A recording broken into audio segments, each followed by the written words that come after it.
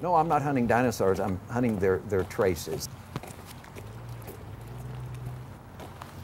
Before I came along, some of the most famous paleontologists in history had walked these same streams in the late 1800s and the early 1900s, and they had missed these completely. No, I'm not finding dinosaurs. These are merely vague traces of where dinosaurs walked. I only brought this along because it looks like it's probably, with this curvature, the natural cast to the edge of a large part of a footprint. It's very hard to tell. There's nothing here to tell us even what generalized family of dinosaur might have made it, but that's what it was. You know, Ray Stanford's been finding footprints for more than 10 years.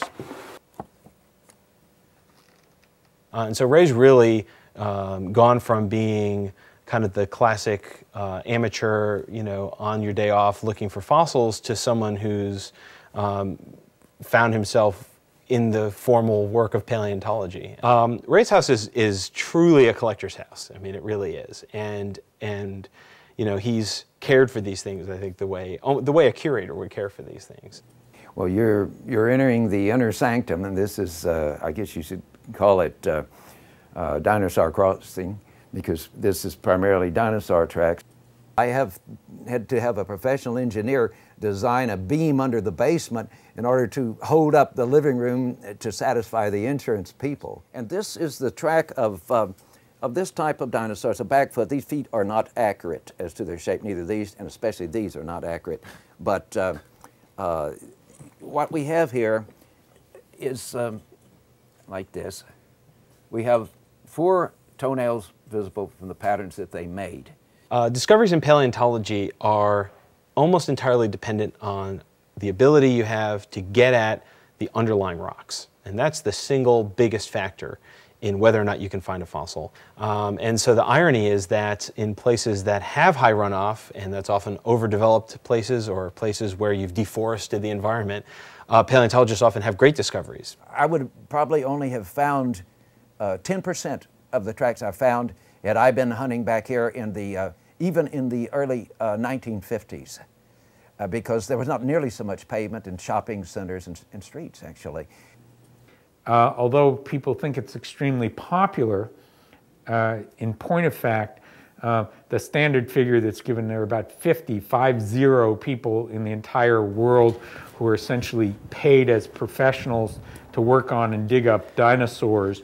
As a typical example, the Smithsonian, which is one of the largest collections, only in the last 5 years hired their first curator of dinosaurs. Previous to that, they didn't hire anybody in that way. So there are very few people working on them. So where do most of them come from?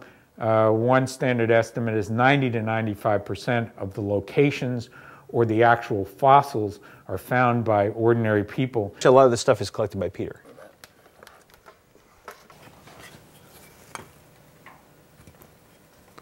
I don't think this belongs in this drawer. There's always the possibility that anyone can make a really substantial contribution, because anyone could make that big new discovery. Paleontological information is now so widely available that amateurs are much, much closer in terms of the information they have to the rest of us, that I think they're actually more enabled to go and make those discoveries than they have been in the past. For me, there's always something next, and my wife would tell you sometimes that it's the latest find for me that's the best. I mean, it's gaining more knowledge, more insight, and more to add to the collection of evidence about the ancient life here.